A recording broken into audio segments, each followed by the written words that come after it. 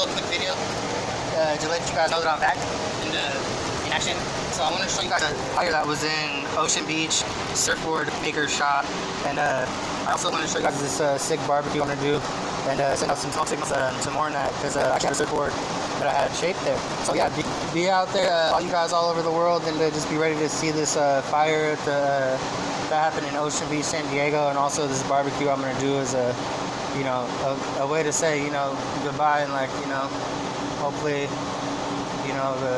the accident that caused it, which I don't know for sure, but it was like a malfunction in a charger from a scooter or something.